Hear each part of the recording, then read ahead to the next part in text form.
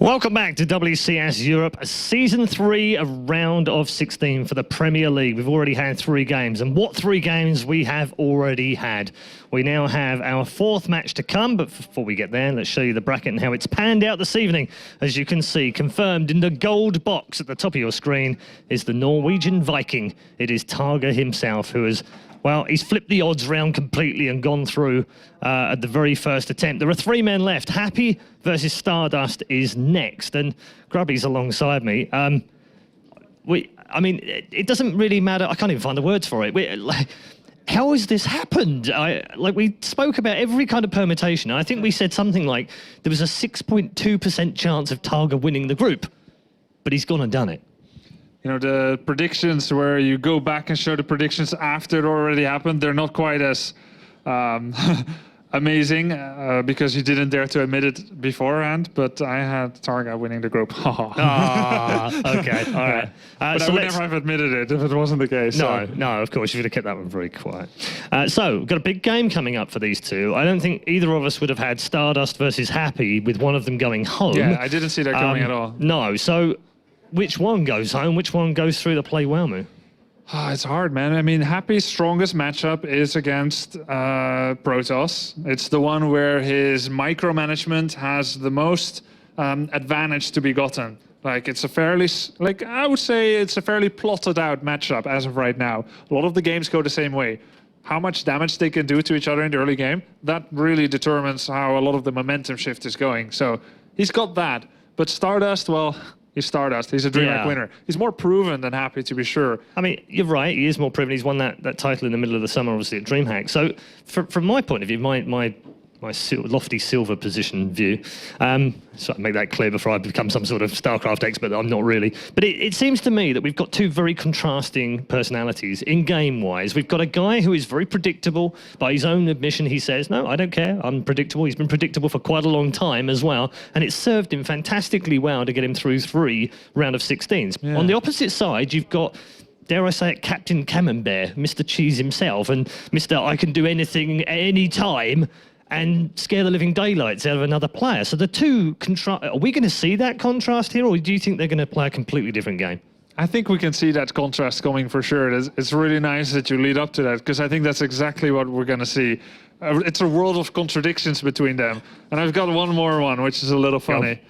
Normally, the Korean has the no emotions, right? And the foreign has the emotions. That's swapped around too. StarDust, as a Korean, showing more emotions than Happy. The stoic machine here. So everything is on its head. Time to put you on the spot. Prediction. I'm going to say StarDust 2-1 probably. Okay.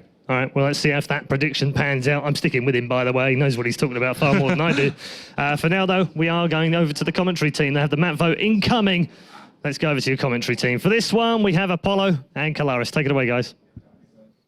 Thanks very much, Paul. Welcome back to the caster's desk as we now find out the first player who falls out of the round of 16. Unfortunately, is it going to be StarDust or is it going to be Happy? But one of them has an opportunity to take it all to get to the round of 16 if they beat Wellmu. Yeah, I mean, I'm going to have to agree with Grubby a little bit here with StarDust being his pick over Happy. I mean, so far, we'll talk about it a little bit once we actually get through the vetoes here, as we do have both players just ready to start the map vetoes. And it is really going to come down to, as Grubby describes so smartly, who really deals the damage early, who defends the damage early, and you know, which way is the momentum really going to swing? That really happens a lot in Terran versus Protoss. Yeah, it certainly does. And, well, StarDust gets rid of Polar Knight first here. Again, it's just a map that people haven't really gotten too familiar with. Not surprised to see that go, but Derelict Watcher for Happy, as... I feel, you know, it's a big, nice open map. There's a lot of opportunities for pylons left and right. StarDust could get that going. And you also see a lot of proxies on Derelict Watcher. A couple of really good maps here for StarDust. Akalon Waste, Belshir Vestige still in the map selection. Belshir Vestige is a very good defensive map for Protoss. And Akalon Waste, again, as long as his defense is smart against Happy's inevitable drops in the mid-game.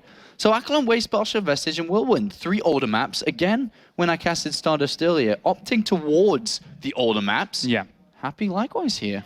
Yeah, they're content with playing on what they know best. And, well, we saw Happy in the round of 32, not doing too badly against Protoss in the form of the WCS Season 2 champion, Duck, who admittedly took thirds pretty quickly and got exploited by it. So now, actually, he also flipped it on the reverse when in Game 2, where Happy made an amazing read against him. So Happy's certainly a guy that comes in very, very well versed, very well prepared, and even the slightest hitches or differences in your build can tip him off to exactly what you're doing. Happy is a very robotic player, yes. He's very predictable, yes. But one of his biggest strengths is that he's one of the most solid players when it comes to this matchup as well. He knows how to open up one barracks command center and not lose to random attacks, not lose to proxy Stargate, not lose to DTs. All his defensive timings that you need to have sharp, he doesn't mess up on. And if he's able to get that kind of advantage, if StarDust was to go for some kind of attacking play, Happy's going to run over this. StarDust's key to winning this series is not with an aggressive playstyle. Against Happy, the only way you can really play an aggressive playstyle is by mind games, is by showing one thing and doing another, exploiting his defensive nature. Otherwise, Happy will roll over. Look at his win percentage against Protoss over quite a few games here. 70% win rate. He's beaten some of the best Protoss players and made it look easy. Yeah, he's completely ran them over, you're right. And a lot of that has been in WCS across Season 1 and Season 2 as well. So now here, Happy, he stands on the forefront. If StarDust underestimates him, in terms of his defensive capabilities early on, he will just die. And StarDust previously was just talking to me and Grubby, and he seemed a little nervous going into this, despite having a pretty impressive win ratio against Terrence himself. It's still technically his worst matchup of the three. Again, we have to reiterate, guys, that these statistics are purely over the WCS system as a whole. So Tier 1, Tier 2 tournaments, as well as WCS seasons. These stats are stupidly massively high. So good. Because yes, he came from Challenger. Yes, the games are easier, but he's also played in every DreamHack this year. So when you play at DreamHack, you're playing against a high-quality set of players. Remember, DreamHack Bucharest is one of the biggest and stacked tournaments to date. He played there. Sure, he lost a couple of games, lost to Elfie in the round of 8, but those win rates are still high. Not bad, let's just say that. Not bad at all here for StarDust. But, you know, I wonder which way StarDust is going to play this series, because he's the one, as you said, he's feeling a lot of pressure, unfortunately. Happy, I think, won't be as much, because I think that Happy's probably like, you know what, a lot of people expect me to do well in Season 1 and Season 2, and people just don't really care right now for me in Season 3 because I'm not performing very well. It does relieve a bit of pressure, but this guy is the DreamHack Summer Champion. He's a DreamHack Valencia semi-finalist, and he's a quarter-finalist at Bucharest. 3 big tournaments, 3 big results. And people are saying, yeah, he's probably the favorite to advance in this group, but he didn't advance in first place, and it's questionable even if he advances in second. Yeah, he has a tough time ahead of him, but now we can get into the first game in this series, guys, as StarDust and Happy look to keep their hopes alive in Group A. One of them will fall down to Challenger, and one of them will move on to play against Wellmu. I think we will end up re-gaming, though, here, in between Happy and StarDust, as our observer did drop. So we'll get this going in just a little second. But again, we come back to StarDust. He's a player who, as of late, has beaten people, you know, like, he actually has beaten Happy twice recently, 2-0 and 2-1 in other cups. It was, you know, maybe half a month ago, but there's still a long line of Terran players that he's beaten in the European scene. Well, let me just say, Happy's playstyle has not changed. No. Over that month and a half ago. He's the same old player. So StarDust knows exactly who he's going up against. He's obviously been sitting around watching and waiting for his opponent. He's known his opponent for a little while now. So I think that he's going to be like, all right, I know how to play against this guy. And that's something that we're going to have to look out very carefully for when we load into this series, when we get into this best of 3. How does StarDust approach playing against this guy who, as we can say, is rather predictable, that we're most likely going to see one Barrett's command center, but then there is always that spin-off, right? Yeah. What happens if Happy doesn't do that? What happens if he doesn't do that? What happens if he says to himself, you know what, I'm fed up of people calling me predictable. I'm fed up with people just saying they know how I play and does something completely wacky.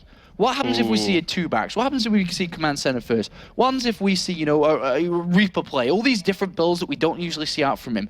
What does that then do to StarDust? Does StarDust then go, oh my god, what am I playing against? This is not what I expected. Oh my god, you know, does that not put him under a lot of pressure and kind of questioning his own mindset and own game plan for this series? Yeah, of what his opponent does and what he thinks he's going to do. It's a really good point that you bring up. But at the same time, you know, we had StarDust in the round of 32 having a little bit of struggle against Terran in general. Going up against Cass initially and being completely smashed by very, very crisp timings. But Happy's the kind of Terran that likes to go past that and into a macro game if he wants to. Getting a lot of Ghosts, getting a lot of Vikings. But anyway, now we can get into game number 1 here for a second time in a row as we load up onto Whirlwind for our first map, and spawning up to the top right-hand corner, our red Terran representing Empire and Russia. He is Happy. Or is he, Glaris? Or is he? Certainly looks concentrated. Well, spawning down to the bottom right-hand corner is our blue Protoss, representing My Insanity as well as Korea. Give it up for StarDust.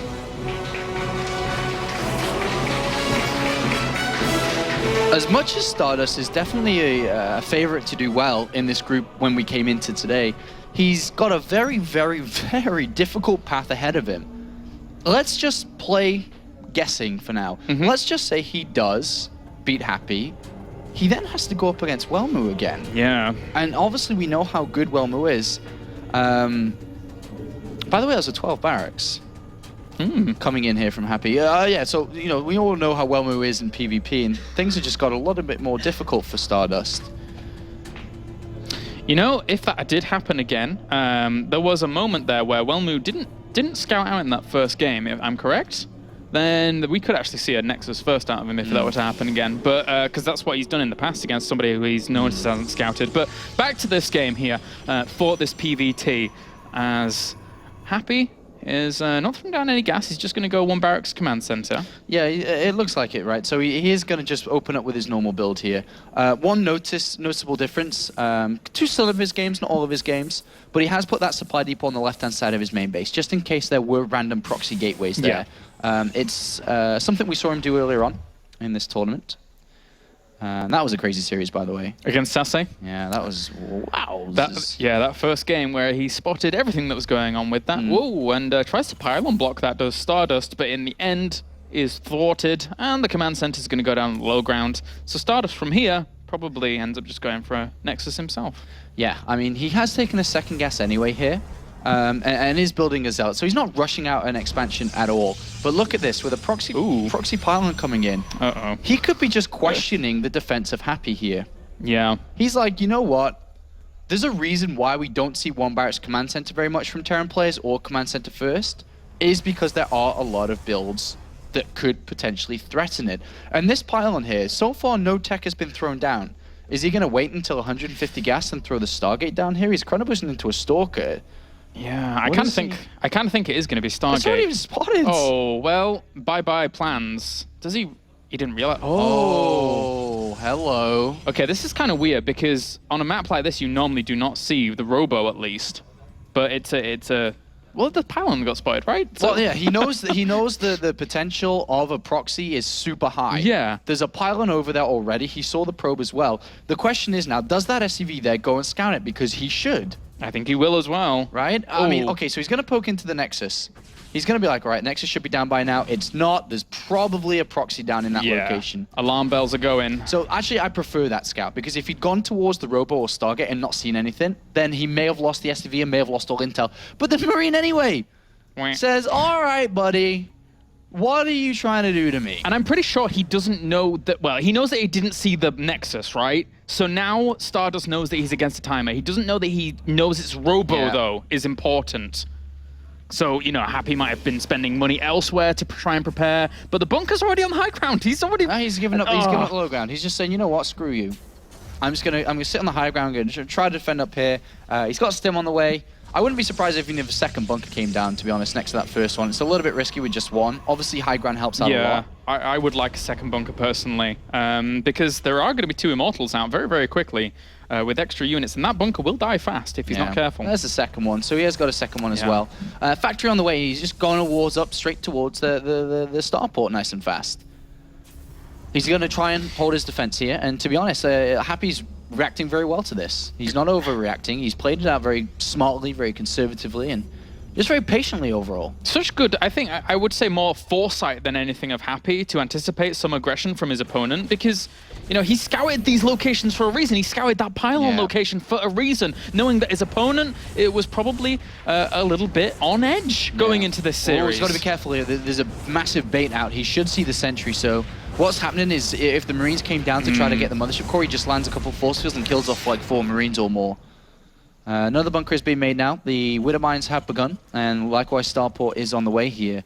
Stim is at about 60%. I think, though, StarDust actually going to go for this. One of those bunkers will fall very, very quickly thanks to the fact that those Immortals pack such a punch. Zealots move to the front to try and do the damage, but there's still another bunker available to him to reinforce. The first Immortal is about to fall, and there's not much firepower left here for StarDust. Needs that second bunker up, to be honest, mate. He really needs that second bunker. Yes, he does, and it's not going to finish in time for it actually to be useful. Pulls more SCVs off the line. Widowmine will burrow. There's no observer here. Widowmine's dead as well. Oh, dear. Oh, StarDust could have just done this. With that, Happy's dead. Yeah, with that bunker falling, had no safety at all, and Happy can't believe it. Actually, he was just looking away from the screen and... Okay, so let me just explain what this kind of feeling is.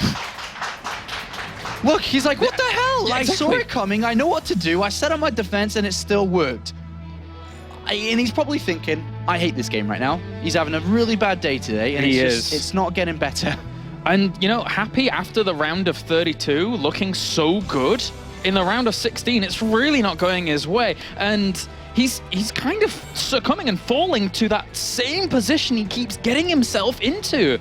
Falling at this hurdle. He absolutely cannot fall here now. He has to get on to the round of 8. Yeah, and another feeling that happens a lot here, and it's, to be honest, I think a lot of people can relate to it. It's called embarrassment. You feel a sense of that at this point. Look at him. We'll just watch his reactions. He's like, you know what? You know, what the hell? GG. StarDust with a relief on his face. I mean, the odd thing is, I know it's very, very minor, but the third bunker that he was actually trying to get up was initially in a much closer location to that to the ledge. If he'd, from the very beginning, brought that back, that would have actually been completed. Again, you know, Captain Hindsight, I can see into the future and into the past or whatever, but unfortunately for him, it just did not go his way. Look at that grin. Look at that grin. That's too cheeky. Don't spit your water out. Oh God, he's got to be careful, right? You know, Happy's obviously not having a very good day, but he's still a very, dangerous Terran player when he's playing well. And that flick of the switch can happen.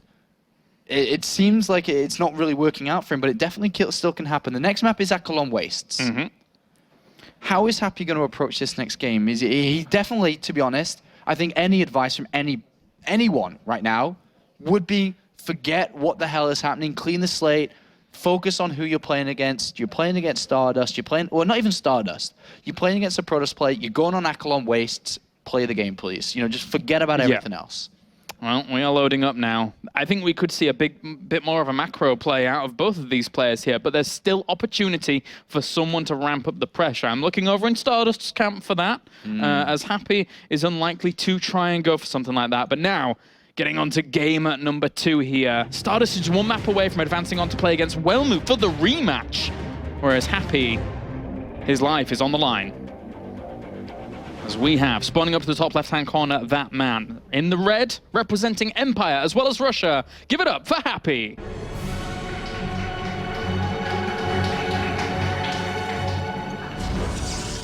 Down to the bottom right-hand corner are blue Protoss, representing My Insanity as well as Korea. Give it up for StarDust.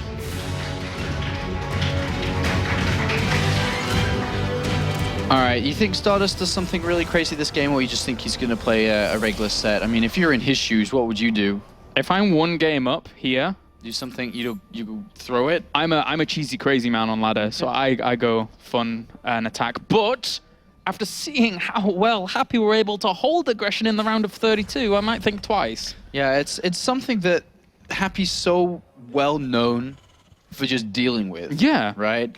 So he in the round of 32, he played against Duck Duck, and he knew Duck Duck would be aggressive. Yet he smashed it 2-0. Now he comes into this series. That same thought process should be there. StarDust is known for quite an aggressive playstyle. But look at this.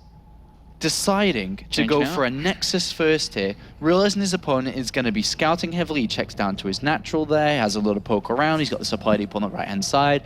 He's obviously expecting that maybe StarDust could do something crazy. And to be honest, there's really not much that Happy can do to counter this. Yeah. The only one small play which is possible, maybe he builds a bunker behind the mineral line. And that is actually something we've seen him do. We saw him do it against Sase on Belshir Vestige. It's the only way to punish this. If not, you got to suck it in and just go one barracks command center anyway. I think he ends up doing it. I think he goes up here, has a look around, unless the probe follows him completely, which I don't think should be the case here from StarDust. Then he goes back and tries to bunker. But it's getting a little bit later now. I mean, he knows it's Nexus first, so there is room still. But is the Marine marching across the map, is the question. At the moment, yes. Yes. But the bunker's, becoming progressively later. Doom, doom, doom, back to the mineral line. And then there's the bunker. Yay. That's the only way you can punish this build. You have no other options. And this still is not a guaranteed punish either. It's absolutely not guaranteed. It worked well against Sase, but look, the probe already spotted it, and this is a big difference to how it happened in the round of 32. Well, the Marine is there, and probes are coming offline. The bunker's almost complete. Can he actually get to that SCV with the probe? Oop, no. He's going to trying to kill chasing. the Marine because he realizes the bunker's going to complete. Yeah, and was there a second nice Marine? surround there. Really good surround there by StarDust. Absolutely fantastic now. Pulling even more probes, the Zealots down as well. Yeah. This second Marine is not getting to that bunker. No, not at all. He's going to take too much taser in and unfortunately not get there. So a good denial. Do you know what? This is very, very bad for Happy's mindset. Yeah, definitely. It failed. He's lost 2 Marines. It's a waste of money. It's 100 mirrors with the 2 Marines. It's defense he doesn't have. It's the follow-up to force a photon overcharge he doesn't really have. 2 extra Marines is going to be slower. So obviously not the best of starts either here. And the funny thing is that it didn't even matter if that bunker had been made earlier. The Marines were still couldn't get there. They weren't going to get there because the probes would come off at time. That Marine headed straight across the map after seeing that Nexus was there. So it went straight away. But no cigar for Happy at the moment. And a robotics facility is just the standard follow-up here for StarDust, who at this point, if I'm not mistaken, has not seen anything. He's not even trying to scout. He doesn't give a damn. He's just going for a very generic build, just one gateway, then the robotics facility, get a couple of observers. There is also the other pathway he could go down, where starting a mortar production can begin very, very early, maybe after the first observer to kind of figure out what your opponent's up to, a bit of safety defense in case there was with a mind play. But yeah. So far, so good for StarDust. And even in the first map, this is kind of what I was expecting from StarDust, because as much as he is very aggressive in, like, PvZ, for example, there's not as much aggression coming out in this matchup. He normally goes for macro focus. So I was expecting this in game number 1. He mixed it up, and then in game number 2, bringing it back. With this accelerated economy that StarDust has through a Nexus first here, do you reckon he maybe goes for a 2-base all-in? Like a Colossus push, maybe? Well, he's getting, armor, you can't read too much into that. But couldn't he, he's already got the Robo finished. If he starts the Robo Bay, then he certainly could that quickly, I think. Okay. Do you think that there's a room for him to? I mean, the factory's halfway There's room done. for him to do anything at this moment. It's up to him what he chooses to do with his money in these next couple of seconds. He has spotted these Marines and a Marauder on the other side, and has actually decided to throw a cannon next to his Nexus because he doesn't really have anything. He's got a single gateway, and he's even making an Immortal. Great pick off with the Observer there, by the way. I did see that. Very nice. He does not quite have a photon overcharge, actually. 5 energy away, which is probably where the cannon came in. Yeah, It's a little bit annoying. Slightly later on the Robo Bear, getting that Immortal out, but because of this pressure, he felt he needed something to try and deal with this. Good cancellation on the cannon, at least retaining some of the minerals from it, but a snipe out of a pylon. He does have Photon Overcharge, though, now, doesn't he? Well, no Protoss ever wants to use it. No, And exactly. He's saying if I got the Immortal out, maybe I can push this back and not use it, but at the end of the day, he does. Yeah. So, kills off a few Marines, will push this away, but that's on the edge of the Fortune Overcharge. He actually gets a few more units than I was expecting. Has to run away, though. Whoa, kills a Stalker as well. StarDust slipping a little bit there, as the Marauders will continue to micro back. He has to be careful, though. That Immortal, if it wants to work away at those Marauders, yes, it will. Yeah, it will. Yeah, it will. But so far behind this, Happy is set up kind of okay. It's 3 barracks, he's got a 3rd command center, factory starport, has a quick scan inside the main base. Sees a chrono boost in 1 gateway. That's a little bit weird at this point, because obviously it's like, why is that there? But I'm pretty sure he figures that it's coming from just after dealing with that pressure. But he's throwing down a 2nd starport, if you've seen here. I think upon seeing the fast robotics bay, well, not really fast robotics bay, but robotics bay down already, he may be thinking that it could be some form of Colossus push to help out, but on the flip side of things, it also helps him with the Viking count in general. If he was to go for some kind of 2-base or 3-base timing with a high Viking count up to 10, 12, he'd kill the Colossus very fast. He's going to be able to build 3 Vikings at a time very soon. Yeah, I was about to say, I think on 2-base, he can only really have a reactor efficiently on one of them, right? So, because, you know, building like 4 of every of those units, it would be difficult. He's only building 3, and he hasn't got a 3rd command center at all. He's building bunkers. I'm not quite too sure he's read into this properly, but he is going to switch up for a reactor on double starports. 5 gateways are coming in here. Blink is on its way as well. I think that Happy's set up really good, because if we do see an expansion from StarDust, I think Happy has a timing, and if we see a timing by StarDust, then I think Happy's got the defense necessary with double reactors, 3 bunkers here. Well, okay. Oh, hello. Stop the bunkers. I'm not too sure what the reason for that was. He moved out with a Marine, stemmed through the middle, and didn't see the army. So he's like, well, this is a little bit late, right? Yeah. So therefore, he's expecting a 3rd base now, which he's stimming towards. And, well, StarDust is going to take that 3rd base. But I really think an SCV pull would be the best thing for Happy in this game. Against just these Colossi and absolutely, man. Yeah, absolutely. Well, I mean, there's no glimmer of hope for Storm being out anytime soon, so that's certainly a feather in Happy's hat that would help out, I guess. Well, we'll see if he's going to do that. He doesn't currently have this medevac, just going to pick off this pile. May jump up and go to the top right. A lot of Terran players do like that, but at the same time, he's still not sure what his opponent's doing. He hasn't seen the 3rd when his Marine went down there. And the factory's trying to land as well. There's still 2 Vikings being made. Quite a few medevacs too, actually. He's at 3 building 4th. Yeah. Wait. Building the 4th now. There was a slight slowdown in his bioproduction because, well, 2 of the barracks just basically weren't active for a little bit there because, you know, he's trying to afford all of these Vikings and medevacs that are coming out right now. And yes, he will have a very strong army eventually. A little bit smaller on the ground, but having those Vikings is so important for dealing with these Colossi. He salvaged the bunker, and now he scans to see if there's an observer that would see his army movement out. Doesn't see anything yet. +1 armor is near completion. That's actually when the timing would come. So I'm really, really sure he's going to pull SCVs in this game. Yeah. StarDust, on the other hand, though, is still not without a 3rd. But he's at 3 Colossus, and a 4th one is on the way. It really depends on the Viking count. It's at 7. 8 and 9th. Here comes the SCV pull, but is it going to work? There's 13 Stalkers with Blink. Some may say 13 Blink Stalkers. I say 13 Stalkers with Blink. But if they're able to protect the Colossus, this may not even work. It may not. How many force fields does he have? He has 2 sentries with force fields to force field the ramp, but it's going to be all about how well this gets controlled. Blinks forwards here, kills off one of the Vikings. One of the Colossus has already fallen, though. There's not that many Vikings left. 5 against 3 Colossi. Oh, man, I don't think this is... I'm not too sure, actually. The Vikings are dropping so fast. Probes gone offline. 2 Colossus are left, though, at the back. He needs to soak damage anyway to keep the Colossi alive. He's shooting backwards. What is going on? Shoot forwards. What is he doing? Well, he kills off the bio, but he lost a lot of probes in that. And he just doesn't have any Vikings. He's got that 1 half-health Viking. There's still 2 Colossus, and there's a 3rd one on the way.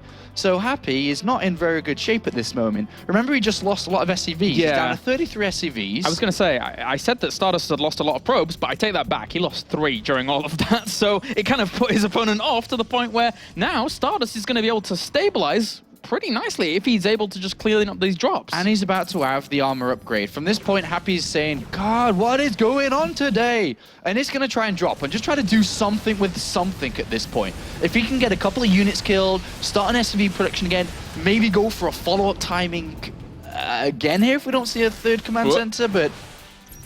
Oh, Okay, I think that's the first part of luck that Happy's had today. Yeah, he did kill quite a few workers there as well. He killed around 9 workers with that drop, so evening things up a little bit.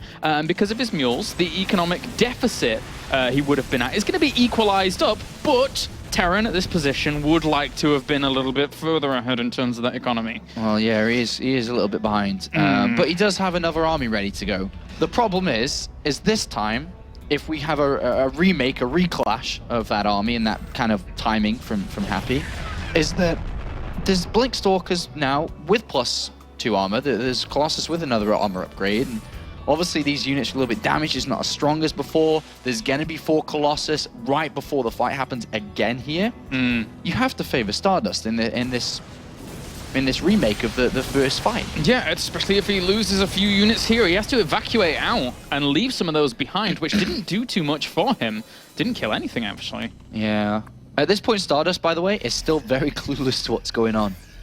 He sent a zealot towards the army to see if it was still there and see the SCV count. I think that he's expecting his opponent to try and re-expand and play the game longer, so he may throw down a Nexus soon. But he's really out of information. He's actually trying to send a zealot towards a probe towards the third. He's like, is he expanded or what the hell is going on? But it's another SCV pull. This +3 armor doesn't make any sense. It's not going to help. It's not going to work. With that probe, did he see a Viking heading in that direction? Because he hasn't seen anything else. But there was a Viking on the very edge of it. And he sees everything now. He sees the SCVs again, so he knows it's coming. Yeah. All right, so how well is StarDust going to be able to defend against this? The supply counts, the supply differences are closer than they were in the past engagement, and he realizes that that's a lot of SCVs. Stalkers as last time, by the way. And that's a lot of Vikings. 13 Vikings here to try and shred this up. The Colossi doing quite a bit of damage. Blinks forward, starts killing off Viking after Viking. 3 have already fallen, but the Colossi, they're being targeted down pretty nicely here by Happy. Does he have enough to bust through? It looks like he may be able to do it here. Take 2. It's worked. The bio keeps pushing forwards with the Vikings also landed on the ground. Another Colossus is going to come out. Another Colossus indeed. But he's broken through the first wave. Is he going to be able to win this game? Currently StarDust still in the lead, but he's going to kill the Nexus no matter what here. Vikings land up again, and it looks like Happy may have too much. That Colossus, it needs to stay alive to do some damage. It did a lot to the bio, but the probes evacuate out, and StarDust losing his economy and losing pretty much everything here. He's down and out. Wow, this is obviously not very good here for StarDust as Happy marches forward with a lot of units untouched. GG. Wow, take 2. He needed that take 2. He absolutely needed that. If he did not defeat his opponent there, he was out, and he knew what he was up against. Shaking his head and not too happy with the position he's in. At this point, okay, let me kind of think that a lot of people may understand. So a lot of people play poker in the past, right? Yes. Maybe you get unlucky. Your aces, they get cracked, right? You lose with your aces, and you feel like, oh, I hate this. And then you make this, make a not so powerful play, and you get very lucky and you win. And it almost can help reset your mind. I don't know if anyone else has experienced that before, but it kind of helps. Like, all right, cool, I got lucky there. All right, now I'm back even again, or something like that. Now I'm back even in again. the game. Back 1-1. All right, now I'll play good again. Now I'll play good. And sometimes that emotional tilt does get to players. But now Happy, hopefully, with that victory, it is now equalized. He's still in a shot with this. We're going to Belshire Vestige. Maybe he can do it here at the World Championship Series. Maybe. He's obviously not had the best day. He's obviously not very happy with his games today. But there's still an opportunity. He knocks StarDust out here. There is. Both of these guys going toe-to-toe, head-to-head here as the final map, as you rightly pointed out, will be Belshire Vestige. And the countdown has begun to get into this final game. And, you know, StarDust, I think that... What differences could he have done there? If he'd have known that the follow-up was coming a little bit ahead of time, could he have done anything different, or was that just too much to bear? I'm not too sure, to be honest, to answer that correctly, because I'd need to look through exactly what StarDust did. But I mean, I think that anyway, obviously getting +3 armor didn't help out at all. Right. His army composition wasn't exactly the same as it was when it first came around.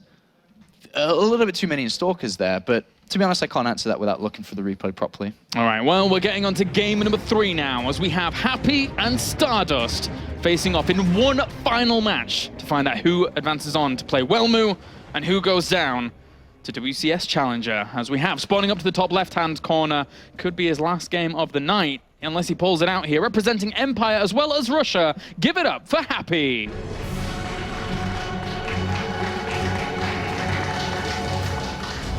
And a man also facing elimination from Premier, but also looking for the opportunity to advance on to play against Wellmu for that second round of 8 spot. Representing My Insanity as well as Korea, give it up for StarDust.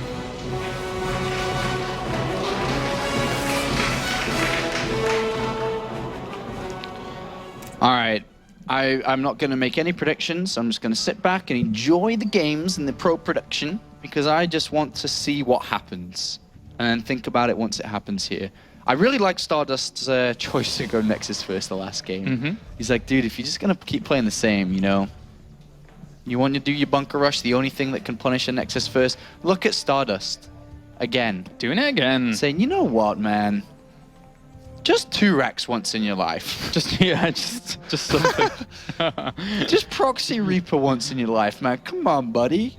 You think StarDust would ever do that against an aggressive Terran player? Of course not. Like go Nexus first 2 games in a row? It would, you know, one day Happy's gonna crack. One day Happy's gonna be like, screw it, it's time to two racks all in this guy. And it's gonna be a great day when it happens. One day, Happy's just going to 2 racks everybody. He's going to pull SCVs every game. No one will ever expect it. Until that becomes predictable, and then he command centers first every game. The swings, and it's like the seasons of Happy. Look, he sees that Nexus now, and is like, you are just unbelievable. Yeah. Unbelievable. And he's going to try the bunker again. And StarDust is like, all right, well, I'll defend it again. We'll see, though, if he can get the proper defense again, though. And the SCV is going to take quite a bit of damage here. Yeah, it's already taken a lot. He's hoping it flips to the other side there. It took a long time, and he's already down to 20 hit points left. Brings other probes off so he can try and hunt it down. Oh, it's caught in between a rock and a hard place. Now he's not, and now he is going to lose a lot of hit points. Run away! The bunker won't complete this time. Nope. It will not. But, you know, this is kind of good. If he doesn't lose his Marines here, maybe picks off a probe. He is causing 3 probes to not mine. It's good. When he couldn't... If he didn't build a bunker, they'd just be mining, right? So it is helping a little bit. There is an off chance he gets a probe kill, too. And, you know, that's also another big thing. Yeah, not too bad a poke out here from Happy. Behind this, he has gone for command center on the low ground, so he's not going to be too far behind economically. And then from there, I would like to see Happy just focus and hunker down and just go for, you know, more SCV pulls, because it works. It's proven to work. He's picked off a probe. Oh, nice. That's really, really nice considering this. I mean, these 2 Marines can actually walk all the way home now and be happy with what they've done. He may try to micro against his Zealot, but you don't need to at this point. Just go home. You've killed a probe. You didn't really commit too much to this. And it's just something small that can just help out a little bit against an opponent who has counter-build you. This is a perfect, you know, description of what a counter-build is. Somebody who's saying, you play like this all the time, I'm going to just do one of the best builds against it. Yep, and, well, he capitalizes on it greatly, does StarDust. The Marines come out to help and push that Zealot away, so he doesn't really see too much. Leaves his opponent in the dark for a second as to whether or not there is even a natural down, but it's Happy. There's going to be a natural down. Yeah, you wouldn't go Nexus first if you didn't know what he was going to do. Interesting, though, we have a second gateway coming out from StarDust relatively early. Does this now turn into a gateway attack? Does he try to break down the only bunker that's usually on the natural? No, he's not. He's decided here. And from what I can pick up is through StarDust, I'm like closing my eyes and hoping I can read into his mind. I think he's saying that, you know what, I did take a little bit too much damage from that Marauder and Marine poke out earlier on. I'm just going to throw down a second gateway where I can have 2 units being made instead of 1. I don't have to chrono boost this single gateway. And then I'll go over to my robotics facility. I think he's just making a small adjustment where he doesn't take the same losses that he did in the previous game. Yeah, just to make sure, just to keep him well stabilized back at home. And, you know, Happy, he's poking out with a few Marines. He's got Stim on the way. He's only producing the Marines right now. Doesn't have a single Marauder in that comp yet. And the engineering bay goes down. That, you know, alleviates him to get those upgrades a little bit quicker in terms of that gas investment. If Warp Gates was finished and he warped in 2 Stalkers and these Marines came all the way over to the other side, he'd lose every single one. Yeah. 3 Stalkers against those guys? Absolutely. But looking at Happy's build, just the same old, right? 1 barracks command center into 3 barracks into the engineering bay and factory. This has been one of the most staple builds in Terran vs. Protoss for a very long time. Very long time. This is going back into the Middle Ages of Wings of Liberty. This is a very, very old build and a stable one. very stable, and that's why Happy's been able to win with it time and time again.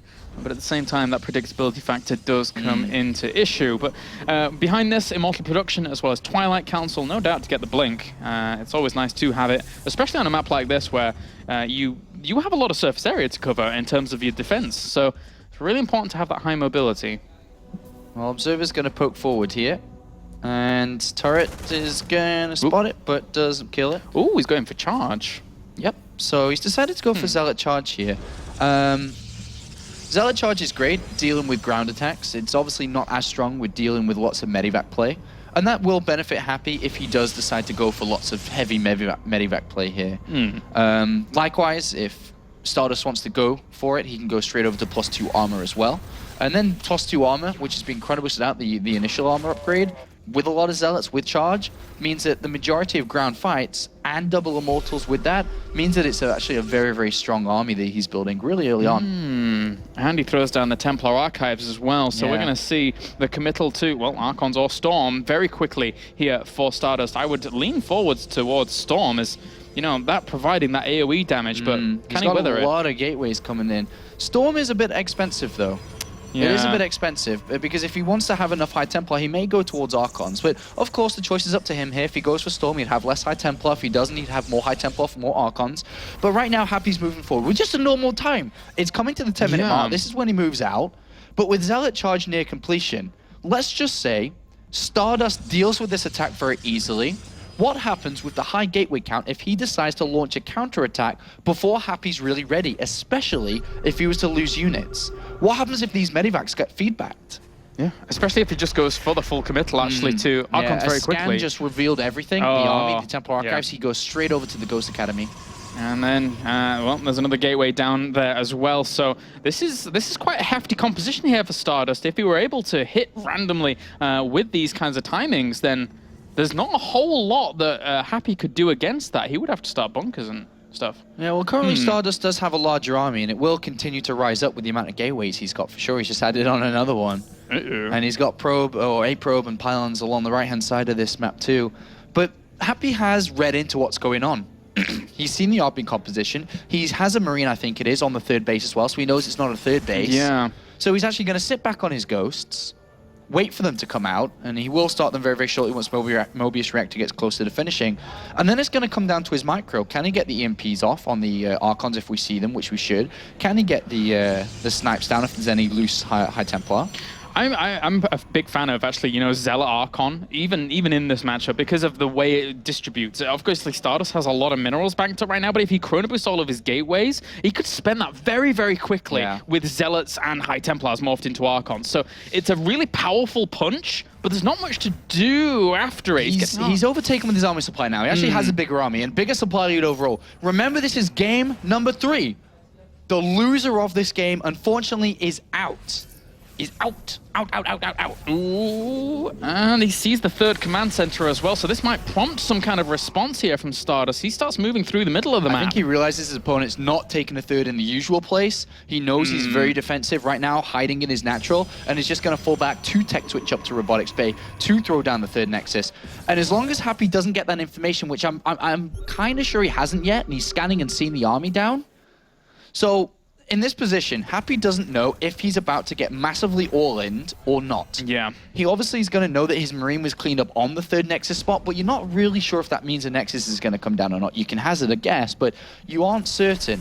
He is taking just the regular follow-up, doesn't want to sit back on just 1-1 upgrades in case this isn't an attack, and is getting the second Engineering Bay and Armory down so he can continue his upgrades as well. Aside from the 2 Marines being killed off on the right-hand side, that factory's moving into position, so eventually we'll see the army positioning. Yeah, he's seen the army down there. It's like, all right, if you're going to go for attack, bro, your army's not going to be on the other side of the map. So what we'll see as the third command center's done, orbital and go.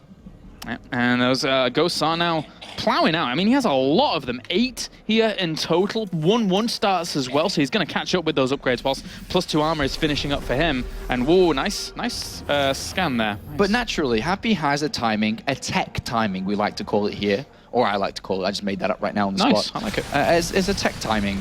Because he has better, if not equal tech. He's not out of position when it comes to it, because he doesn't have Vikings, but there aren't really any Colossus yet. but that is the timing. Colossus is coming out.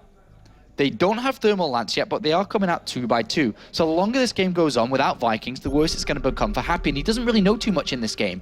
He scanned, I don't know where, but didn't really pick up too much information.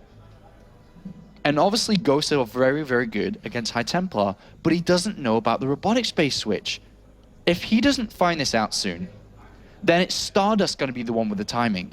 If he blitz attacks with like another 2 Colossus, 4 Colossus and Thermal Lance with Blink, and there's no Vikings, game's over. It's that simple. I mean, after seeing the first Robo facility, you would expect him to be diligently looking for whether or when it was actually coming along, but he's just mixing in Marauders, he's going to have his 2-2, he's getting missile turrets everywhere to protect himself. Oh, this is so smart from StarDust. He's moving forward with his army. It's obviously going to get scanned or at least seen. He's going to send his units to the other side, but he also reveals that he doesn't have any Colossus with his army too.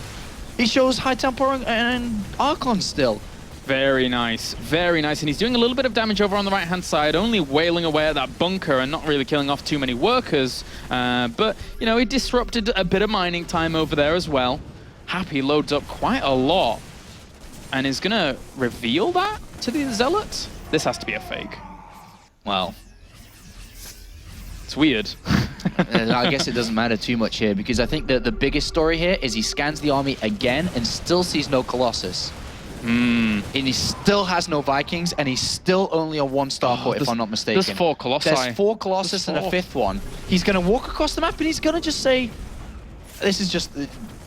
This day. What do you do? Send me on the first plane back to Russia, please, because this has not been a good day. Those 3 medevacs are actually, they can do some damage. There is an opening. Oh, the Stalkers actually warp in and see a medevac on the right-hand side. There's a few units in the main. There are Zealots. Well, he doesn't have any warp-ins available, so yeah, he will take damage here in the main. Yeah, but at the same time, will he even withstand all of that? Yeah, he just may die. That's a big, big army. 153 army supply to 122, with not even the efficient army for Happy to actually shut that down. Yes, he'll get a Nexus, but he might just lose his entire life over the other side of the map. And at this point, he's seen the Colossus. He knows the Colossus is coming, but he's still making medevacs. Very, very weird choice here. But yes, damage is going to be dealt. But every unit that StarDust loses in this fight will probably just be walked into defend. And now Happy's like, how the hell do I not have any Vikings? It's 80 minutes in this game, and he's in trouble. He is in a lot of trouble. Scans keep going down, revealing what he already knows, but he's in disbelief pretty much as he charges through the natural, evacuates out, and this is catastrophic here for Happy. That's so much barreling down on the rest of this bio. Time Warp as well. The Colossi remain uncontested. He takes a really good position on the high ground, though. EMPs are absolutely blinding here, destroying so many Zealots so fast, and a lot of damage is being dealt over to StarDust. He's sitting in EMPs at this point, but the Colossus damage is simply too much. There is no question that the Colossus are doing way too much damage. Zealots charge forwards with the Archon pressure as well. The Marines and Marauders continue to go to work at these bases. Happy trying to kill off Nexus after Nexus. He knows time, he's up against it. He knows there's a timer above him. And now with that, StarDust, he's doing a lot of damage, but there's damage being done to him as well. Oh man, this is... What can we say? As a Terran player who doesn't have Vikings in this Colossus, it's so hard. But at the same time, Happy is not letting go of this game yet. He's killed the 3rd Nexus, he's killed the main Nexus, he's killed the 2nd Nexus. And to be honest, Stim units with medevacs are going to kill a lot of structures very, very fast. And all of a sudden, this game has turned into a base race situation. The structures, if they all die, there is absolutely still a chance that Happy can win this game. Yes, he's not going to beat the army heads up. The revealed is now there. All the units and structures are revealed. How many probes does he have left at this point? He has 1 single probe that's on the right-hand side that is in a very, very vulnerable location. And the probe is gone, which means now all the structures can be killed. Oh, and that also means he actually has no anti-air. So even if Happy doesn't win this game, he could still force a draw. Because he can't deal with any buildings in corners. I think all the structures are going to die before that can even happen. Because right now, StarDust is on the other side of the map. There's a lot of units here, and they're destroying these buildings quite fast. There are a couple of Archons. Army supply 75 to 42 in favor of StarDust. If he walks but back... there's the Colossus on the other side. He's trying to pick off all the units. So Happy, at least here, has a draw. At least. And maybe a win. And actually, this has now been reversed. All of a sudden, StarDust has his Colossus. StarDust looks like he's about to win the game. Then all of a sudden, a nightmare just becomes reality. Because now he has no structures. I mean, nothing to rebuild the structures. This is crazy. And Happy crazy. sees it all, remember? Yeah, Happy knows exactly what's going on. Every structure is revealed. This army is laying waste to the buildings. It's going to come back. He's coming back, but SCVs are going to go to structures as well. There's the 2 assimilators and pylon on the 3rd base. There's 3 starports being made. Not too sure how they're going to come into factory. He's got a lot of money, of course, but... Like, does... The problem is if this army dies and Happy tries to replenish elsewhere, I mean, he never gives up, right? Okay. He doesn't just premature So, GG. let me just Oh, say that'd that be horrible. StarDust right now realizes that Happy should pick up the units, man. Whoa, run away, run away. So let's All just right. say now that StarDust camps on his last few structures. Well, that's a lot of units that just died there. Yeah, was a that lot of really Marines. was. Let's just say StarDust 28. camps. But still, how many structures he's got left? Quite a few. Let's say now that StarDust camps around his side of the map and doesn't move out and attack.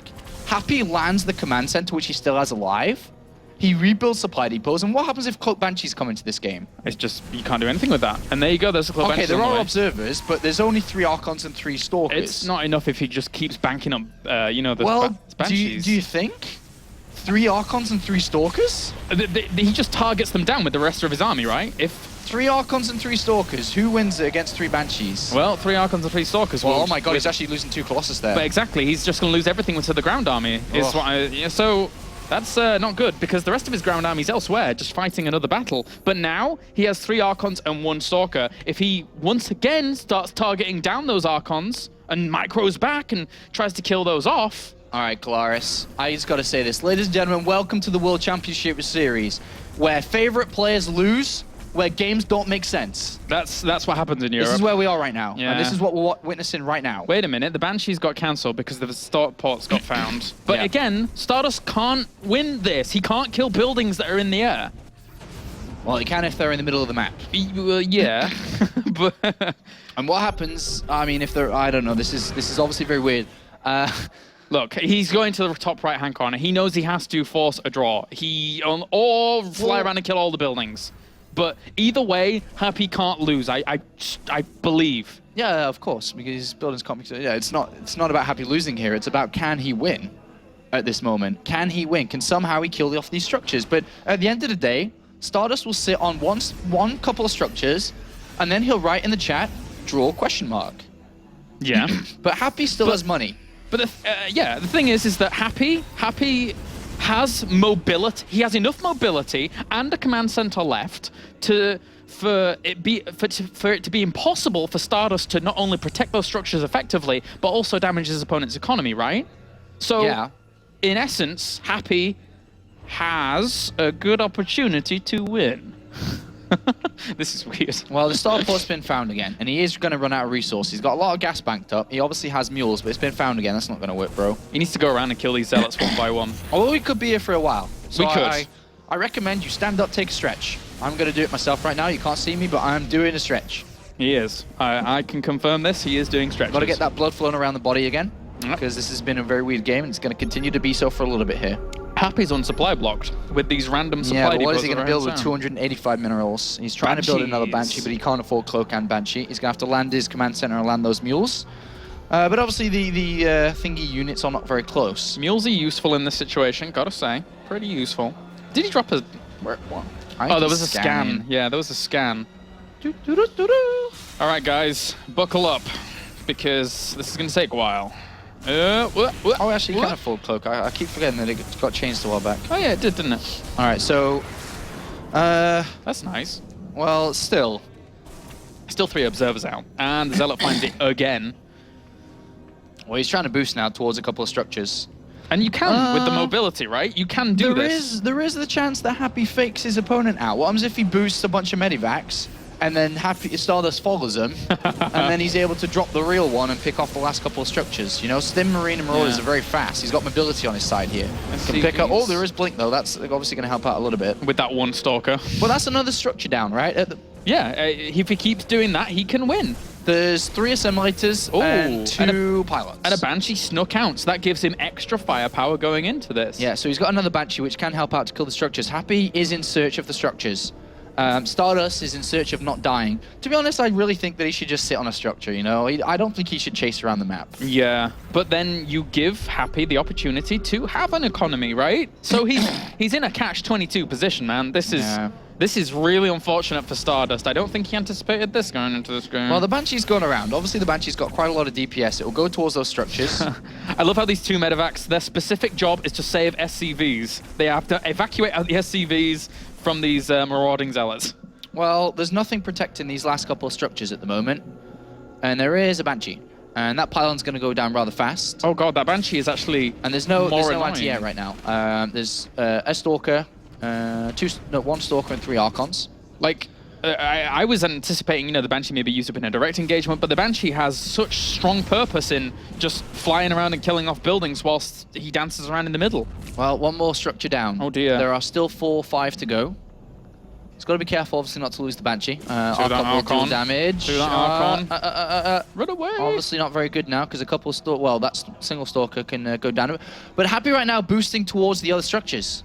And there's nothing there to help them out. Uh-oh. That gateway's so low. He's going to get another gateway.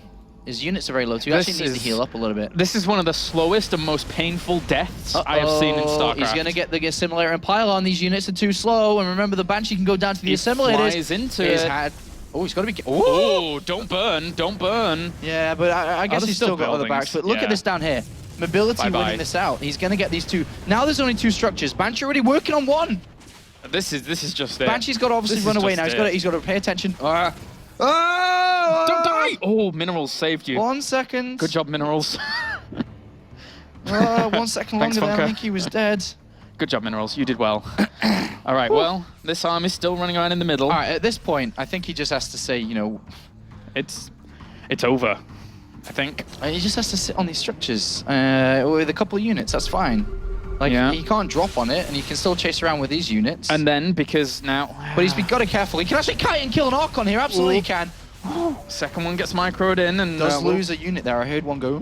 He's got to be a Marine. Yeah, he's got to be careful about these medevacs. If they die, if the medevacs died, that would... Then it is a draw. Then it's just a draw. Yeah, it's too hard to micro around against that. What an odd game.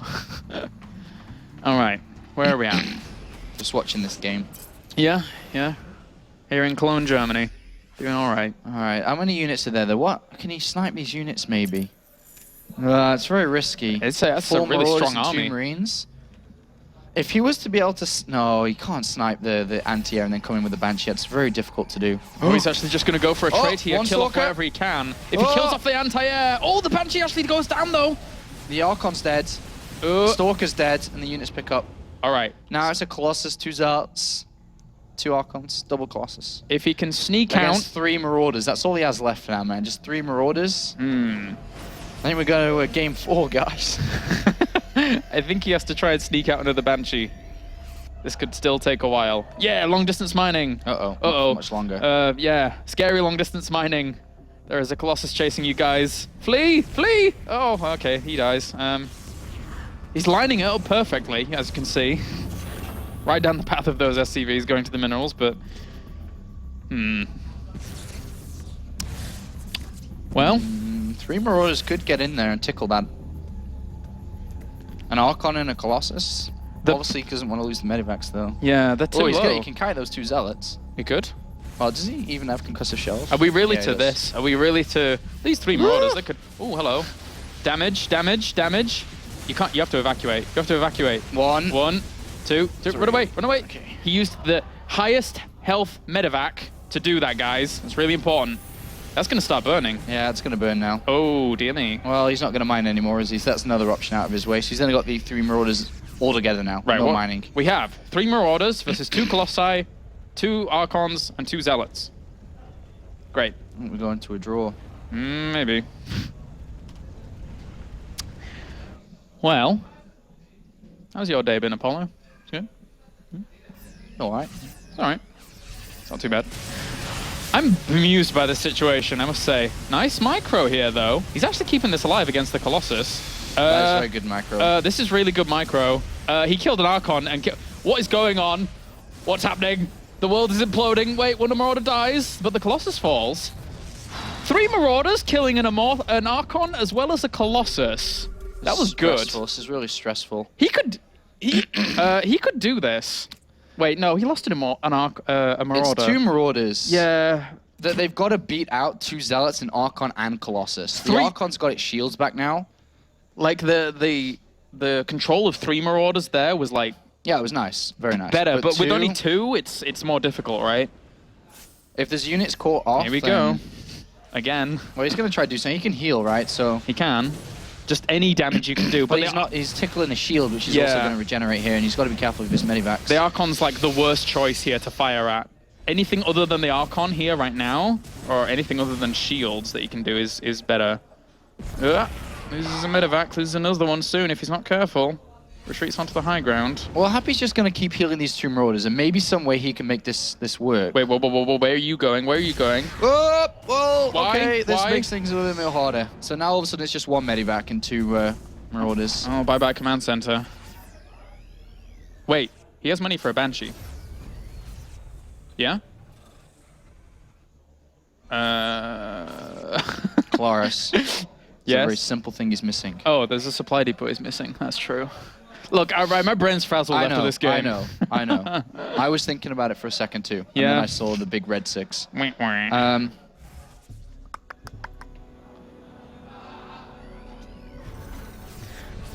Does anybody else want to come and comment? Okay, Ty. Wait.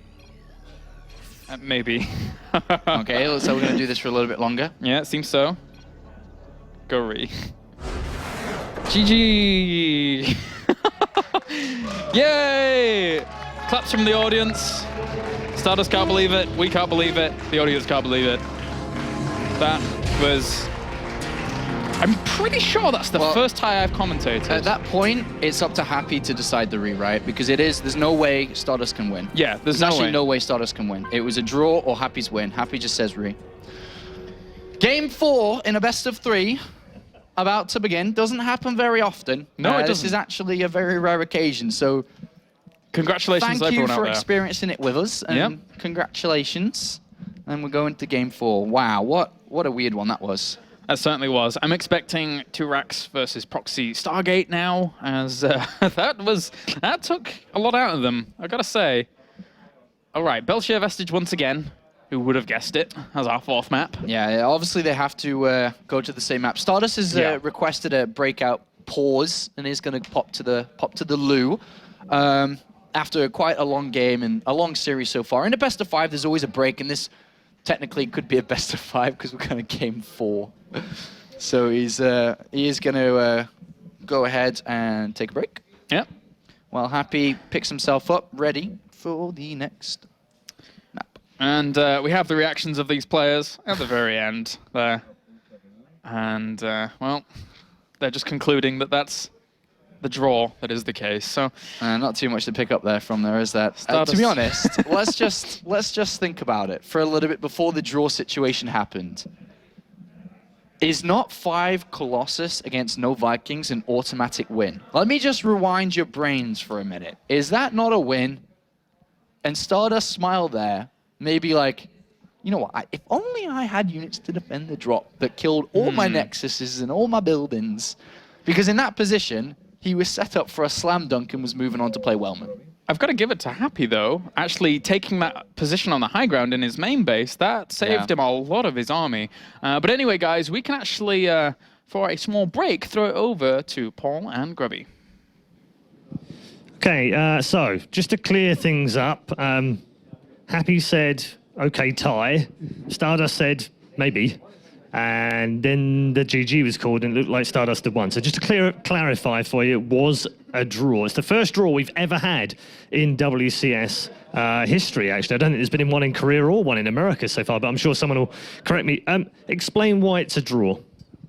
Well, basically from the point where StarDust doesn't have the ability to produce any air units, and there's enough dead airspace on the map that a Stalker or an Archon cannot reach the building.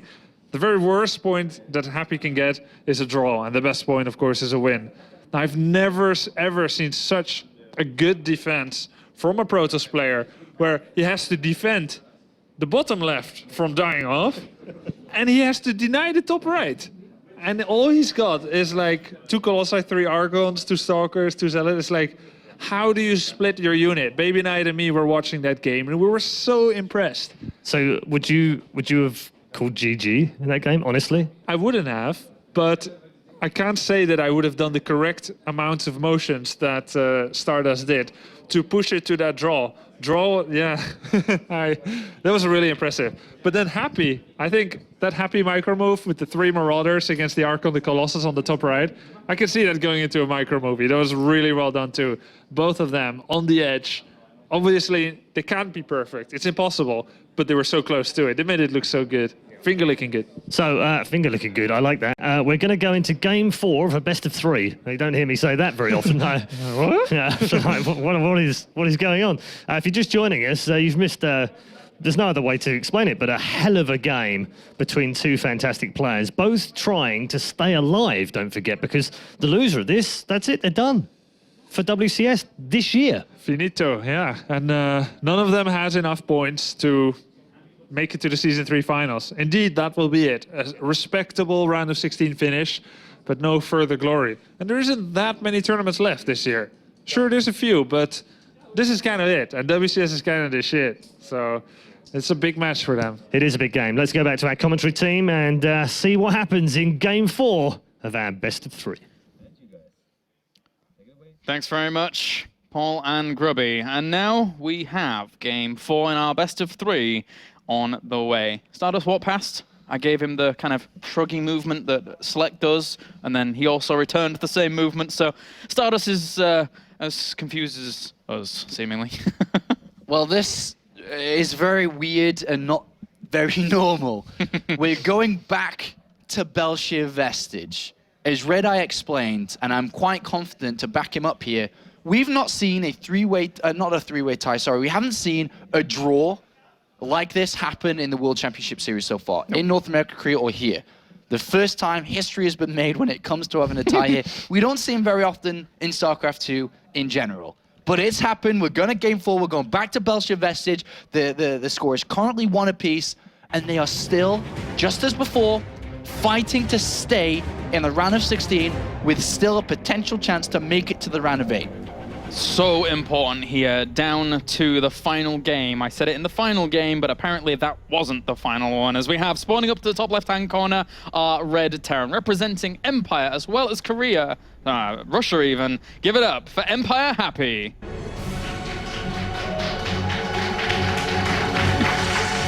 As I said before, my brain is frazzled. And down to the bottom right, our Blue Protoss, representing My Insanity and Korea. Give it up for StarDust.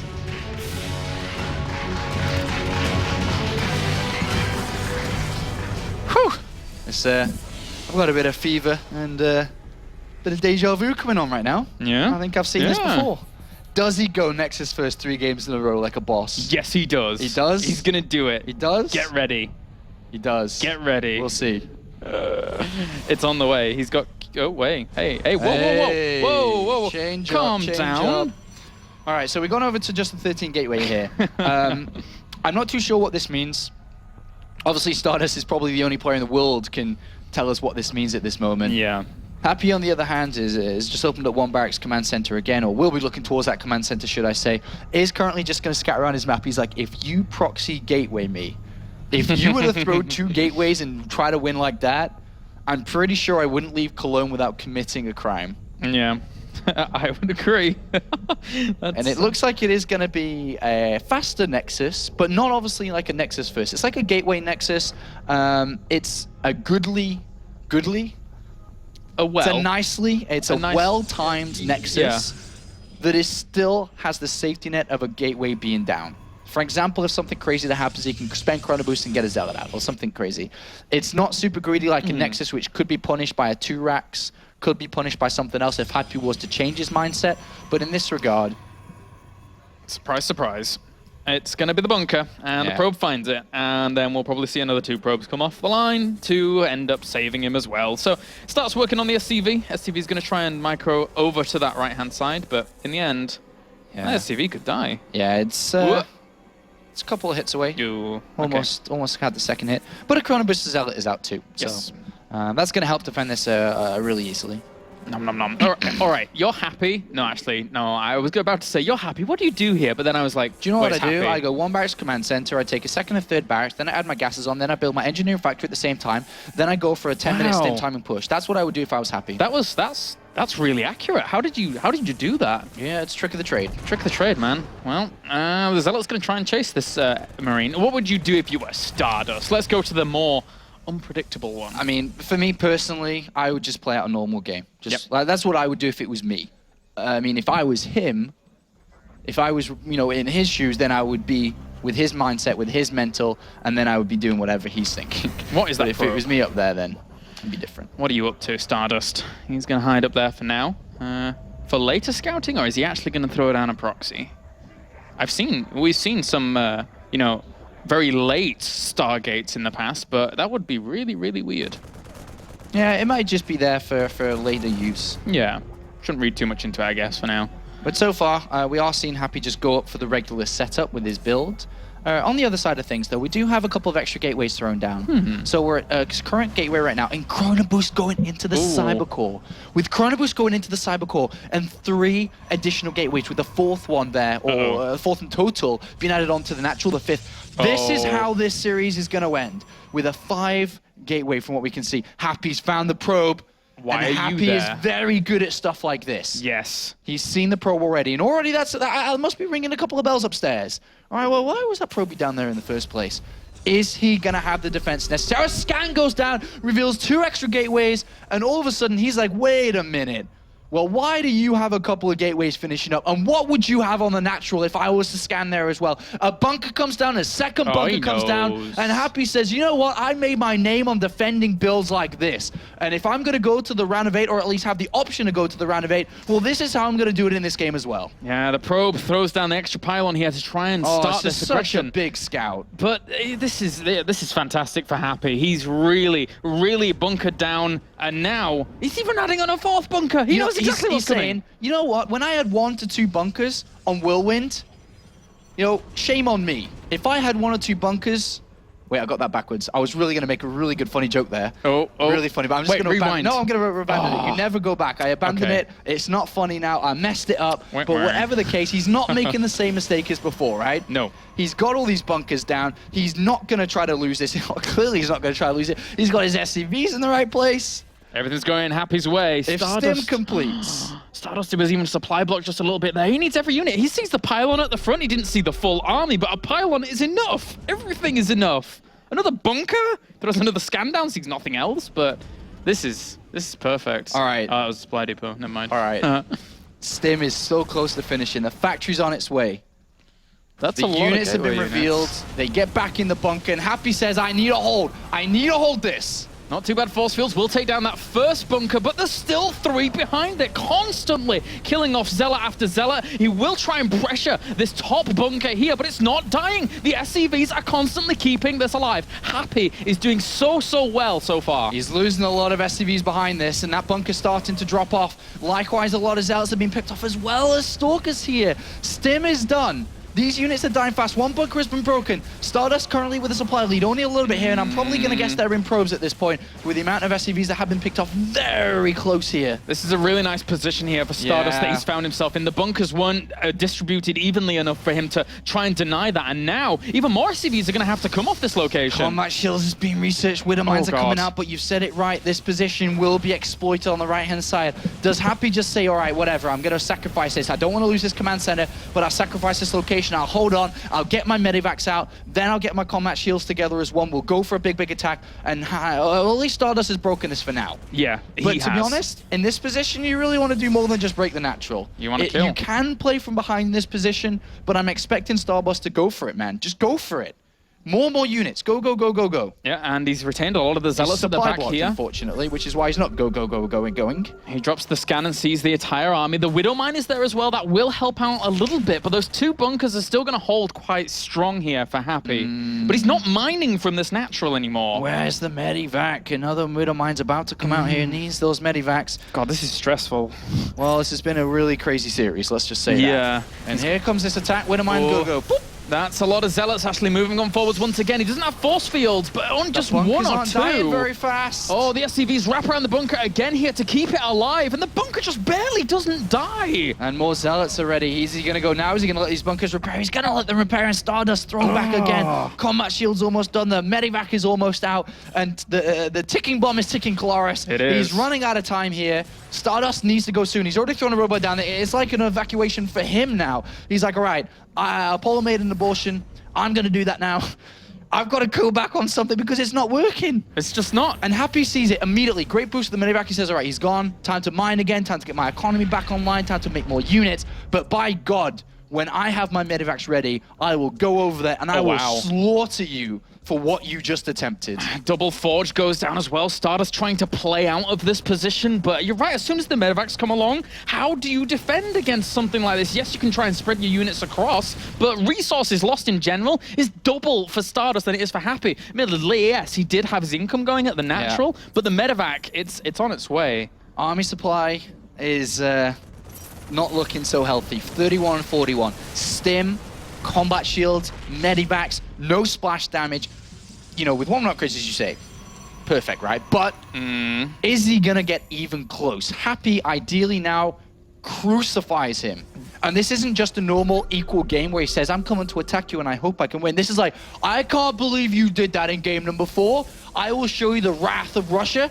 And you just watch what I'm about to do to you. That's the kind of anger that Happy should have behind this attack. Oh, that Widowmine catches a lot of probes as well. So killing off 11 in total so far for Happy, really evening things up even further. Well, I mean, just kind of plowing on forwards even further. The one disadvantage would be for if Happy kind of leaves this alone and doesn't pressure and doesn't get upgrades behind it, then, you know, that could come back to bite him. But he's Happy. He's going to start doing those drops and, you know, trying to do some damage. He decided to add on extra barracks instead of expanding. That surely pushes him in one direction alone. Yes, it does. But 1-1 is close to finishing. I wouldn't be surprised if we saw Zealot charge as the first upgrade here. Screw trying to defend in multiple locations if he has a lot of units. Happy now sees Double Forge. He's like, all right, well, this guy's going to go back into his upgrades. He's kind of overpower me with upgrades here. I need to act fast here. He can't be sitting back. He really needs to get over there. 1-1 is done, and when it is done, it'll really, really help him out. Behind this, Happy's like, oh, God. Double engineering bay, and I really thought he should have gone earlier, or at least try to exploit his opponent down on units, down on upgrades, multiple drops. Zealot charge, of course, is going to be upgraded first. He's just going to take it in a heads-up fight. That's what he's looking for, but StarDust is getting back into this game. Being behind a whole round of upgrades is going to be really, really hard to recover from. Preemptive force fields, make sure you can seal this off. And those Widow Mines, they're zoning him out from there for a second, but that Bio Army is still really big. I was about to say it. Start 2-2. Yeah.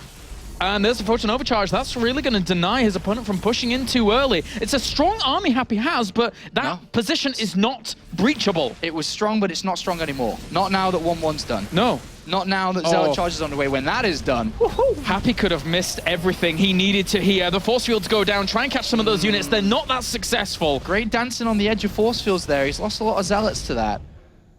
Great move there by Happy. Scan gets rid of the Observer, or at least attempts to. Ooh, yeah, that was close. It could have escaped, but it didn't in the end. So Happy gets that. He's going to start dropping on the right-hand side. At least he's assuming his opponent, you know, doesn't have Blink.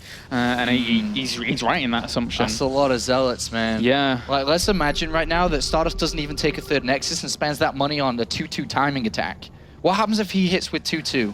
But just before even 1-1 will finish if he forces Chrono Boost into it? That might be too tight. That might be too tight to hit.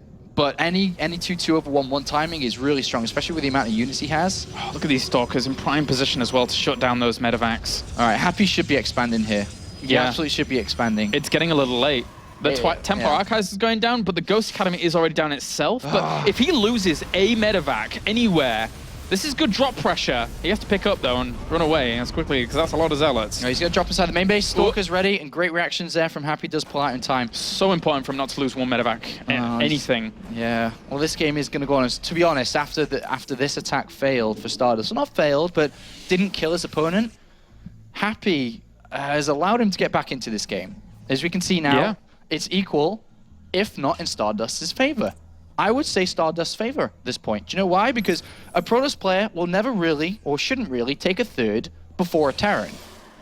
And that is kind of automatically happening here. And he's defending well on 2 bases. He has a higher army supply. Oh, and he has better upgrades and better tech. that Storm coming out, if that actually gets out in time, admittedly, he will have Ghost, so that dance is going to begin, but Storm's potential against this army is so great. And Happy, he's going to have to try and wiggle around, try and do the drops. He doesn't want to be even in supply, though. He really doesn't want to be even in supply. 88 army supply to 83 in favor of StarDust. God, with those upgrades. Armor, man. +3 armor. Just if he warps in another round of Zealots and saves his gas for +3 attack, I'm going to have a heart attack over here. It's spiraling out of control. Oh. What did he scan? Okay, nothing. I thought he was moving up maybe to get the High Templars, but he didn't go that far. This is, I can't help but feel that this is spiraling out of control. I mean, the drops haven't really done what they want. That Zealot takes the longest charge I've ever seen. And, well, yeah, the Nexus is going to get planted down now. And it's going to be faster planted than the command center planted from Happy, which is obviously not the best scenario. +3 attack is missing from StarDust to complete the whole package of what he's trying to attempt to get back into this game. And there it is now being researched.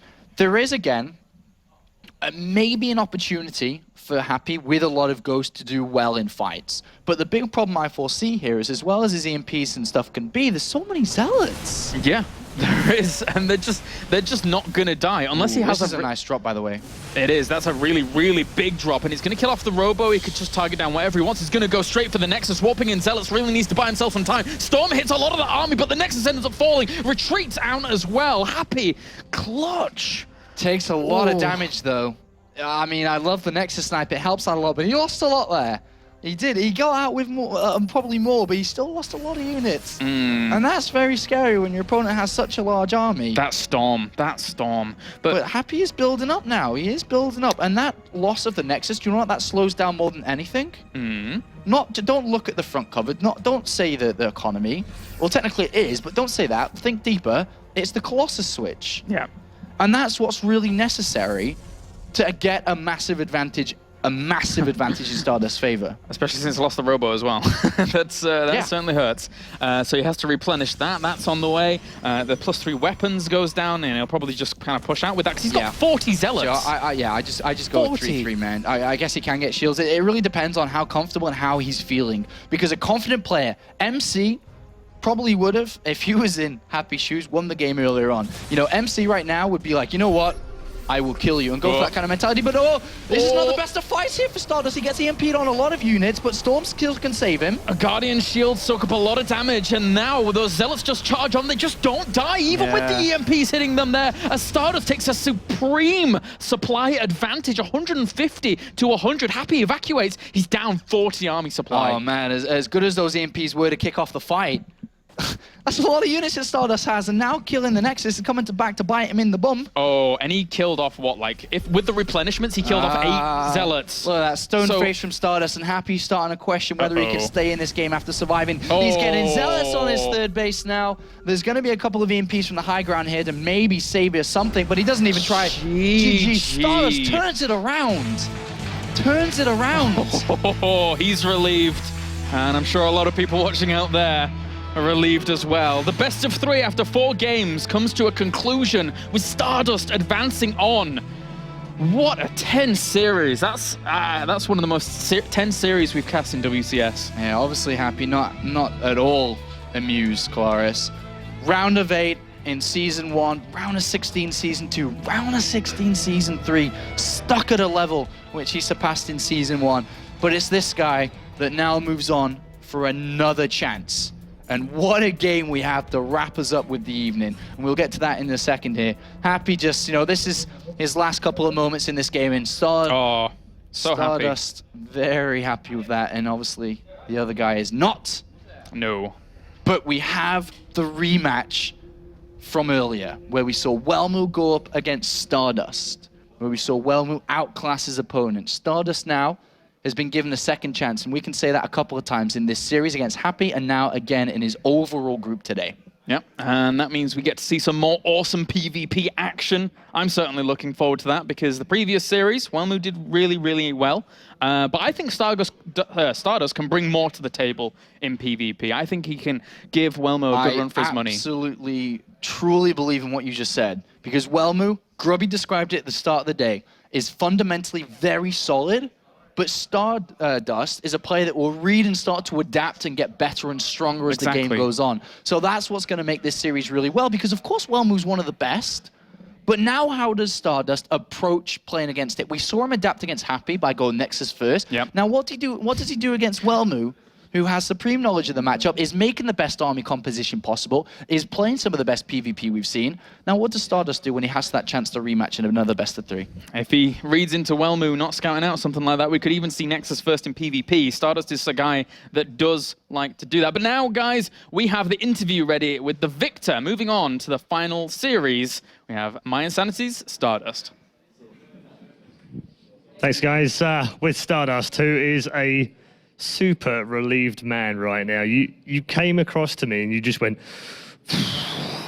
like, how does it feel right now? Just calming down a little bit. Can you recap for us?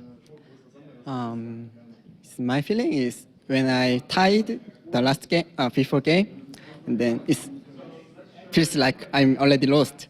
And then, I'm Cheese Guy, I'm Cheese Dust, who called me Cheese Dust. So I have cheese still, so I'm doing cheese. And then he defends very well. And then one more time, I'm already lost this game. Just play, because I have proven some building, so still play. And then he don't give the site. I sending some Phoenix, hallucination Phoenix for searching his main base or south, but I don't know how to kill, but everywhere we don't mind. So my unit is disappear. So I'm just bad feeling.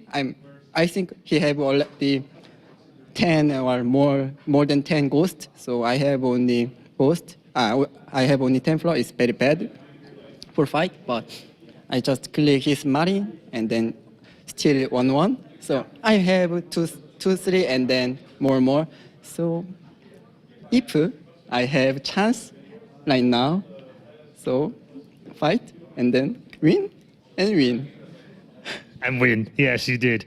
Let me ask you, I appreciate you doing this in English as well, because my Korean sucks, by the way, so that's bad. My English more sucks. No, my Korean definitely sucks. So in the draw game, he said to you, tie, okay? And you said, maybe. Yes. Why did you say maybe? I think, Did you still think you could win?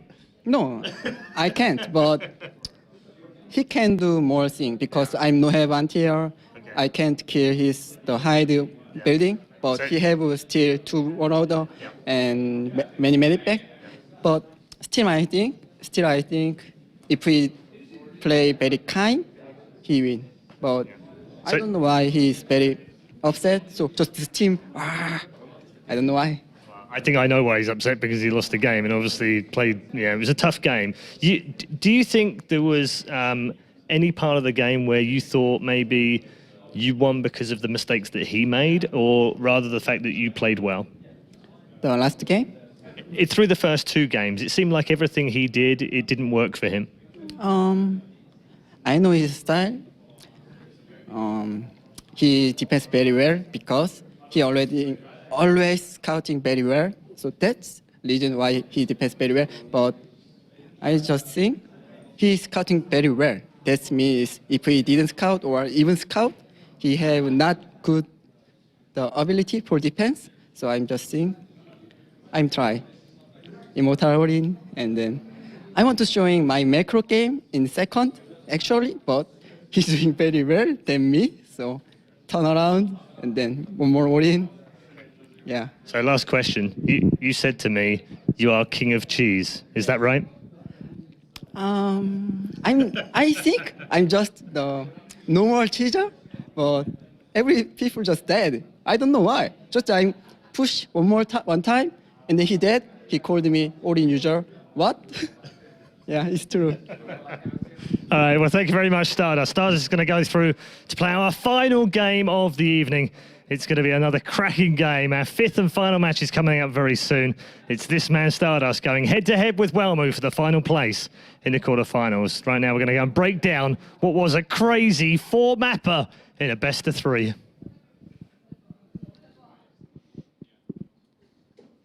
Hey, ladies and gentlemen, there's a lot to talk about. I mean, these guys, a best of 3. Thanks.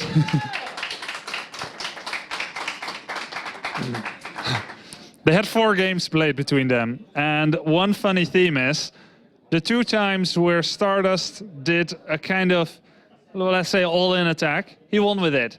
And both times it got scouted pretty early. And it must feel a little frustrating for Happy. We had the Immortal in, which worked, despite getting scouted the Pylon, the Robo, and so forth. And then this 6 gate.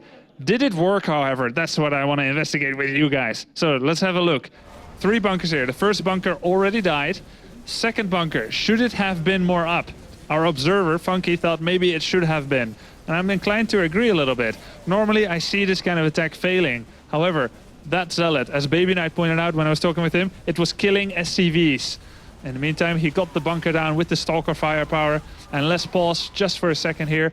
This attack started with 33 probes and 31 SCVs. We've got the SCVs down to 28 right now. Just a few have died, but it's gonna get worse. In the aftermath of this attack, as we'll soon see, we've got 38 probes against 26 SCVs. But how could that happen? We've got double orbital. StarDust is not even nearly starting with probe production again, but look at what the Stalkers get when we resume this replay. He's gonna get position on it.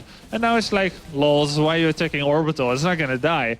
But he keeps doing that, and Happy is afraid to move out of its base. How about if Happy pulled all his SCVs? I'm thinking, pull all the SCVs from the main base and sandwich this army for sure. Call it kind of like a defensive SCV all-in. He's already got Stim Pack, he's got 3 Marauders and 8 Marines. Maybe he kills all the army, right? I don't know. That's what I think maybe could be nice. There's Zealots in front though. Now he has to lift off, he has to repair, and this is where we see the worker differential coming in. As soon as StarDust now realizes it's over, he starts his Mothership Core, which, by the way, he never even made yet. All power to the attack. And he starts pro production again. Let's fast forward a little bit, because this was definitely one key moment. He couldn't get through here, but he increased his worker lead even further. This was a key moment. Now, next key moment is, how does StarDust follow up? Usually a 6-gate attack has a very bad chance of working in a transition, because you don't have your 3rd, 4th gases usually, you don't have the energy on everything, you've got all these Stalkers but no blink. What do you follow up with? Do you follow up with the Robo facility and Colossus, with blink, Storm, Archon, or double Forge? That's StarDust's decision, and I feel like it was a really, really good decision. 2 Forge, he starts working on 1-1. What he's got now is army. Tech is too risky. Happy's gonna get in his face. He starts getting his upgrades. For a while, he'll be really fragile, but as soon as 2-2 kicks in, he starts suddenly taking massive control of the game. And that's what happened here. The question is, could Happy have maybe moved forward a little bit more spontaneously? Just get in his face, pull all the SCVs and go. He had a little bit of reduced Medivac production because he was building Widow Mines, and maybe that's why he didn't feel confident to go forward. He didn't know that StarDust didn't have a Mothership Core yet with Photon Overcharge available. He envisions himself attacking and says, this might not work. It's just got 1 Medivac there and 1 more Medivac. It's already minute 13, and I think the upgrades for StarDust are finishing. They're almost gonna finish. Not quite yet, but Happy is kind of missing his opportunity. We all thought that Happy's gonna attack and win, but as time went on, it got better and better for StarDust. Amazing decisions by him, and he should sleep very, very well indeed there. A little bit sorry for Happy. He showed amazing games, nearly made it, but once again stuck in the round of 16. Not really a fail by him. 3 round of 16 is very impressive. He's consistent, if anything, and we should see a very strong Happy probably coming into Season 1 of 2004 WCS. We'll be looking forward to it, and of course he'll be in Challenger League as well. So, without further ado, let's get this show on the road. It was a long series. We've got one more coming, but first, over to Paul. Thanks very much, Grubby. Great to break down the game, and what a game it was. A 4-mapper and a best of 3. It doesn't get more epic than that, does it? Well, actually, yes, it does, because we have a final game coming which will decide who will go through to the quarterfinal of WCS Season 3 Premier League to join Targa, who was the surprise winner of the group. That's coming up next. Just a quick recap for you as well, because you're doing really well out there right now in supporting Roccat this evening. We've asked you to go to the Facebook page via facebook.com/Roccat. Also tweet at them and tell them what a great job they are doing in terms of supporting esports, because we love the fact that they're sponsoring the WCS and obviously keeping StarCraft right there in the prime area. Also, you have a chance right now to go and win one of the Roccat Cone Pures, signed exclusively by hand by the hand of Dimaga. Dimaga! No, they've gone to sleep. Oh, there they are. Okay, all right. Okay, yeah, there it is. Right now, you're doing a really good job because we have 932 likes on that post, and we need to get to 1,000. So we're not far away. So right now, just, while you've got a couple of minutes and you're not doing anything and we're waiting for StarDust to, I don't know, re-inject himself with some star stuff or something, whatever makes him tick, you can go over to the Facebook page and click the like button. That's all you got to do. Just click the like button for me on that post, and let's see if we can't get over 1,000 for Roccat this evening on their competition to win that Roccat cone. Great prize, and of course it's hand signed by the man himself, Dimaga. We will be right back with game number 5, StarCraft 2, fighting here at the WCS Europe Season 3 Premier League.